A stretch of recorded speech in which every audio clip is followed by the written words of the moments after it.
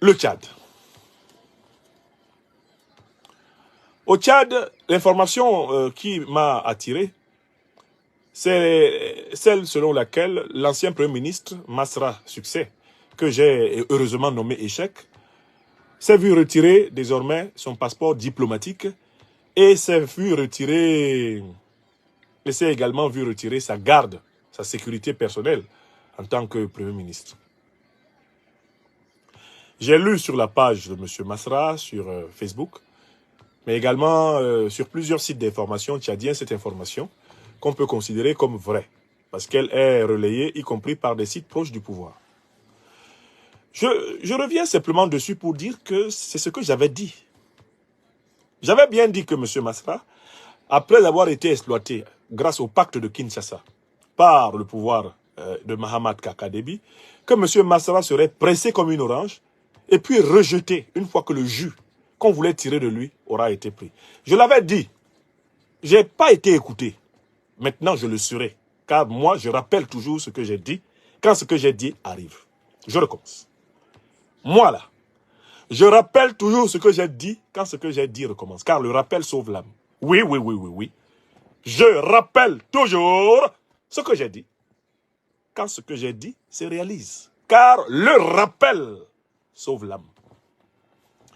J'avais dit à mon jeune frère Masra que le régime Déby allait l'utiliser et qu'une fois qu'il aura été utilisé, c'est-à-dire coupé de la confiance du peuple tchadien, il serait déposé comme une orange pressée de son jus, et vu et ignoré. J'avais dit non. Bon, vous êtes maintenant plus de 6000 personnes en direct de cette émission. Dites que j'avais dit que M. Masra serait réduit à sa plus stricte expression. Je l'avais dit, non? Bon, sa plus stricte expression, c'est qu'on lui a remis, on le laisse seulement avec son passeport ordinaire. Que signifie le fait qu'on lui enlève son passeport diplomatique? En fait, c'est un avertissement de Mahamat Kaka. Mahamat Kaka veut lui dire que s'il a l'intention de poursuivre un quelconque duel politique avec lui, c'est la solution finale qui va s'appliquer à lui. C'est la solution fatale. C'est un avertissement. Deuxième élément important. Mahamat Kaka, nouveau président de la République, élu, selon les mots même de Succès Masra qui a reconnu la décision de la Cour constitutionnelle, Mahamat Kaka retire la protection policière, militaire à Succès Masra. Qu'est-ce que ça veut dire? C'est-à-dire, je peux t'atteindre à tout moment. Désormais, tu es nu comme un ver au carrefour. C'est ça le message, hein? C'est ça le message. Tu ne dois même pas te faire l'illusion, N'Djamena, que tu peux lancer un mot d'ordre d'insurrection contre moi. Je te cueille. Car, désormais, tu es nu comme un ver. Tu es à ma merci. Or, j'avais dit à Masra que c'est comme cela qu'il devait finir. Je lui avais dit qu'en plein N'Djamena, il serait ramené à la plus stricte expression. Je l'avais dit. Et je tiens à le rappeler que je l'avais dit. J'avais dit que Succès Masra se promènerait en N'Djamena en regardant derrière, devant, à gauche, à droite, comme quelqu'un qui est perdu dans sa propre capitale. Après le pacte de Kinshasa. Donc, comme les gens ont la mémoire faible, il fallait que je rappelle que même cette affaire de retrait de passeport, de retrait de garde, je l'avais prédite. Je l'avais prédite. Ici, vous étiez là. J'ai été clair. J'ai dit, cette année 2024 ne va pas finir sans que le président Déby, alors président de la transition, n'ait réduit son premier ministre, Mahamat Kaka, Succès Masra, à sa plus stricte expression. J'avais utilisé l'expression la plus stricte et minime expression. Oui. Donc, voilà, c'est arrivé. Et vous voyez que ces informations tombent en laissant le peuple tchadien à 37 degrés. Les Tchadiens ne sont pas étonnés de cela. Ceux qui m'ont écouté savent que c'était prévu. Ceux qui ne m'ont même pas écouté et qui regardent la réalité du terrain savent maintenant que c'est plus la peine de risquer leur vie pour quelqu'un qui a pactisé sans leur demander leur accord. C'est-à-dire que s'il avait réuni par exemple tout son parti, s'il avait réuni un meeting du peuple tchadien en disant « Je m'en vais à Kinshasa pour devenir le premier ministre de Mahamat Kaka », est-ce que vous êtes d'accord? Les consommateurs lui auraient dit non. Le peuple tchadien lui aurait dit non. Mais il n'a pas fait ça.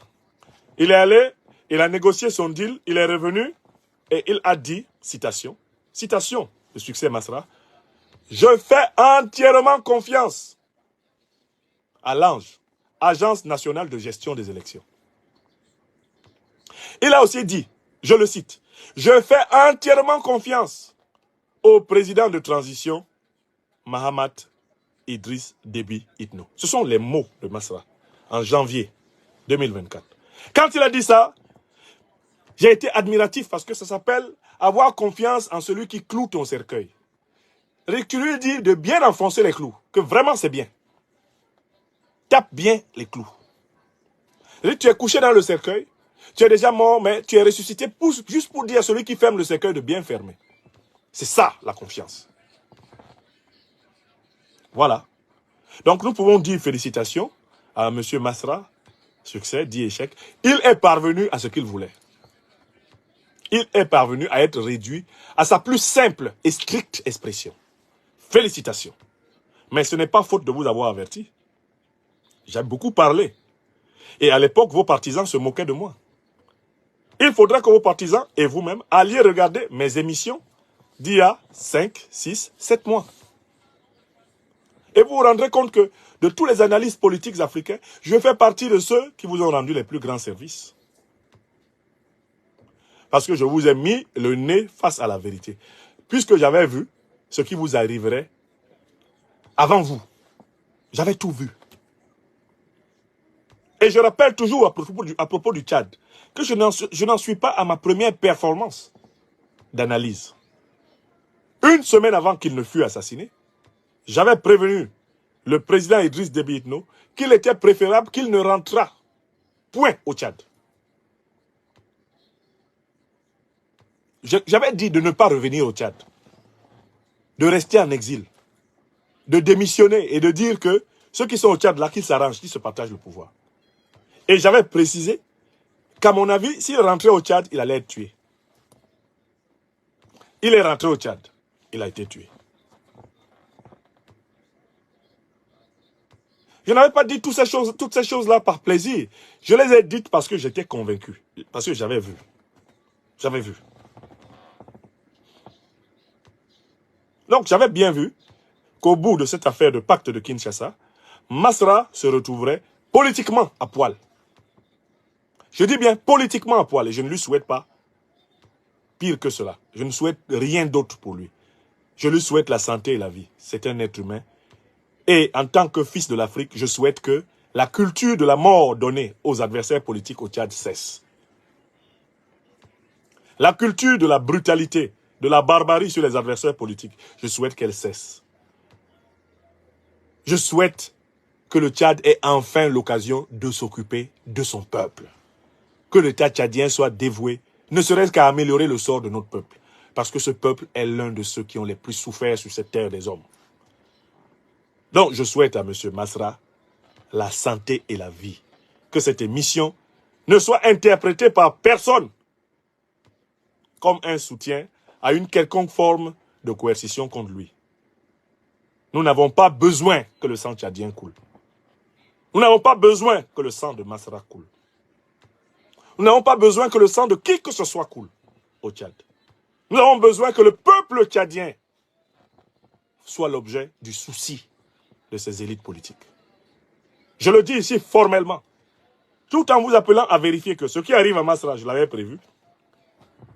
J'en appelle au président de la République du Tchad pour qu'il protège toutes les Tchadiennes et tous les Tchadiens de la mort violente, de la barbarie policière. Qu'il laisse naître un véritable état de droit et qu'il consacre les revenus du peuple tchadien à améliorer son sort. Mais que M. Masra voit et médite et qu'il apprenne à respecter ceux qui comprennent le monde mieux que lui. C'est pour ça que j'ai parlé. Je n'ai pas parlé pour dire, là maintenant, il est réduit à sa plus stricte expression. Laissez-le vivre tranquillement chez lui. Animer son parti. Laissez-le vivre. J'en appelle aux autorités tchadiennes. Il ne faut pas que la scène tragique que nous avons vécue, le 28 février 2024, se reproduise encore au Tchad. C'est une scène qui est une humiliation pour toute l'Afrique. L'assassinat par les forces du président Déby, de l'opposant Yaya Dilo Djerou Béchi. Je ne veux plus voir cela au Tchad.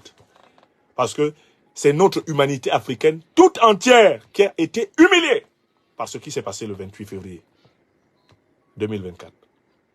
Mais que Masra comprenne qu'il y a une limite à la volonté de gagner et de manger à tous les râteliers.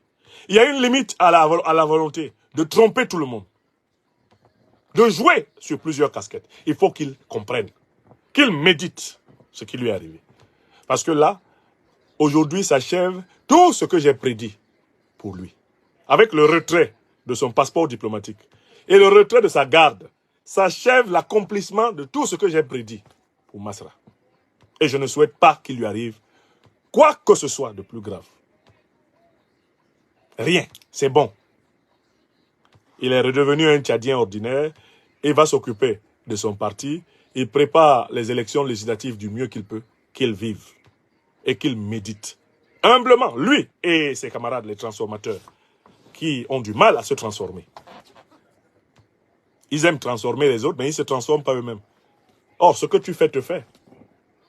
Il faut que tout ce monde-là aille s'asseoir dans la case bleue et médite et réfléchisse à leur mésaventure. Et voilà le deuxième sujet que je voulais évoquer.